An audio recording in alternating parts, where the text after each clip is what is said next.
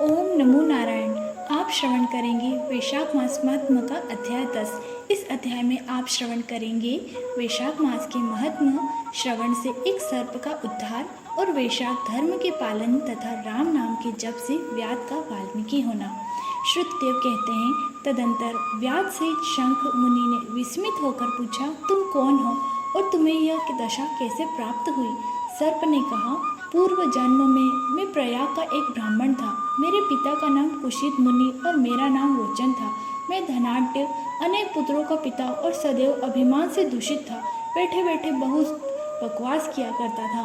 बैठना, सोना, नींद लेना, मैथुन करना, जुआ खेलना, लोगों की बातें करना और सूद लेना, यही मेरे व्यापार थे। मैं लोक निंदा से डरकर नाम मात्र के शुभ कर्म करता था, सो भी दंभ के साथ। उन कर्मों में मेरी श्रद्धा नहीं थी। इस प्रकार मुझे दुष्ट और दुर्बुद्धि कितने ही वर्ष बीत गए। तदंतर इसी वैशाख मास में जयंत नामक ब्राह्मण प्रयाग क्षेत्र में निवास करने वाले पुण्यात्मा द्विजों को वैशाख मास के धर्म सुनाने लगे।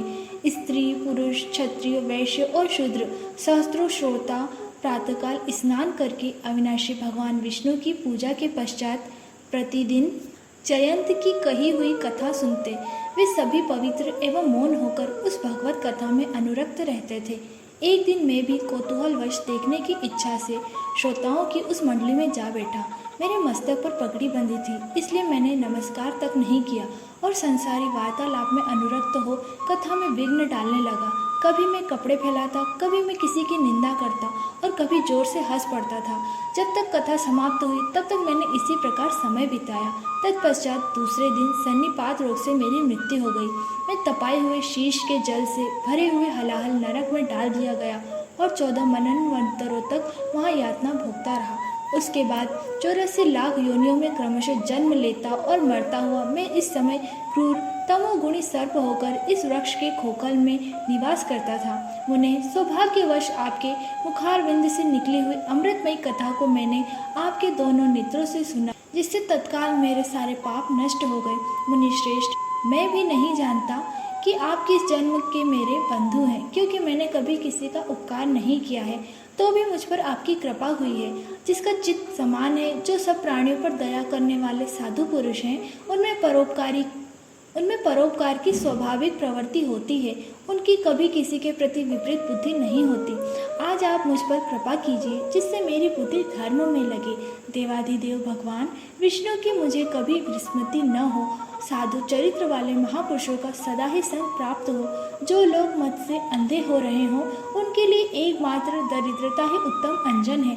इस प्रकार नाना भांति से स्तुति करके रोचन ने बार बार शंख को प्रणाम किया और हाथ जोड़कर चुपचाप उनके आगे खड़ा हो गया।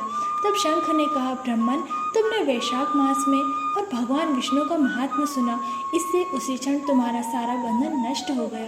द्विजश्रेष्ठ, परिहास, भय, क्रोध, द्वेष, कामना अथवा भी एक बार भगवान विष्णु के पापहारी नाम का उच्चारण करके बड़े भारी पाप भी रोग शोक रहित वैकुंठ धाम में चले जाते हैं। फिर जो श्रद्धा से युक्त हो, क्रोध और इंद्रियों को जीत कर सबके प्रति दया भाव रखते हैं और भगवान का चिंतन करते हैं, वे उनके लोक में जाते हैं। इस विषय में तो कहना ही क्या है। कितने ही मनुष्य केवल भक्ति के बल से एकमात्र भगवान की कथा वार्ता में तत्पर हो, अन्य सब धर्मों का त्याग कर देने पर भी भगवान विष्णु के परम पद को पा लेते हैं। भक्ति से अथवा द्वेष से आदि से जो भी कोई भगवान की भक्ति करते हैं, वे प्राणहारिणी पूतना की भांति परम पद को प्राप्त होते हैं। सदा महात्मा पुरुषों का संग और उन्हीं के विषय में वार्तालाप करना चाहिए। रचना शिथिल होने पर भी जिसके प्रत्येक श्लोक में भगवान के सुय सूचक नाम है, वही वाणी जन समुदाय की पाप राशि का नाश करने वाली होती है, क्योंकि साधु पुरुष उसी को सुनते, गाते और कहते हैं। जो भगवान किसी से कष्ट साध्य सेवा नहीं चाहते, आसन आदि विशेष उपकरणों की इच्छा नहीं रखते तथा सुंदर रूप और जवानी नहीं चाहते, अपितु एक बार भी स्मरण कर लेने पर अपना परम प्रकाशमय वैकुंठ धाम दे डालते हैं, उन दयालु भगवान को छोड़कर मनुष्य किसकी शरण में जाए। उन्हीं की रोग शोक से रहित चित्त द्वारा चिंतन करने योग्य अव्यक्त दया निधान भक्त वत्सल भगवान नारायण की शरण में जाओ।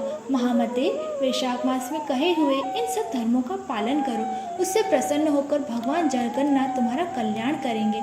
ऐसा कहकर शंख मुनि व्याध की ओर देखकर चुप हो गए।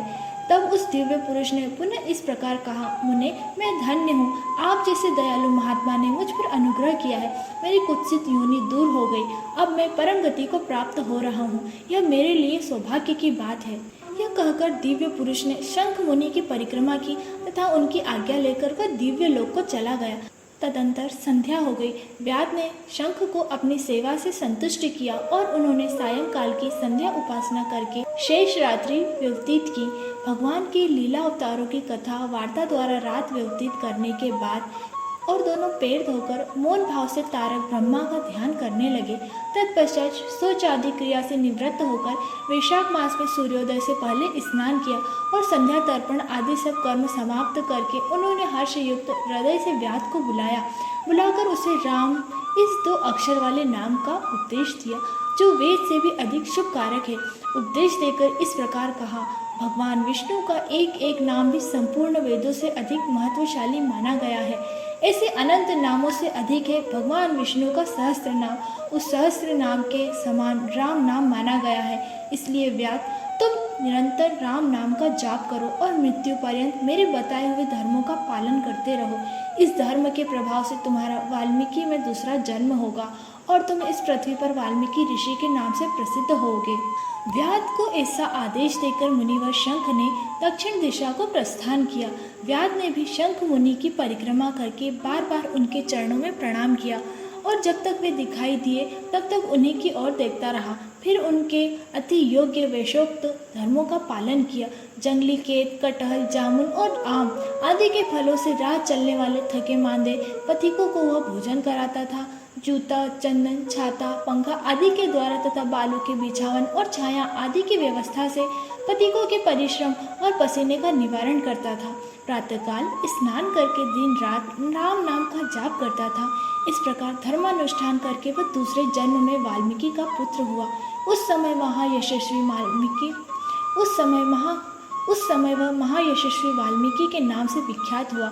उन्हीं वाल्मीकि जी ने अपनी मनोहर प्रबंध रचना द्वारा संसार में दिव्य राम कथा को प्रकाशित किया, जो समस्त कर्म बंधनों का उच्छेदन करने वाली है।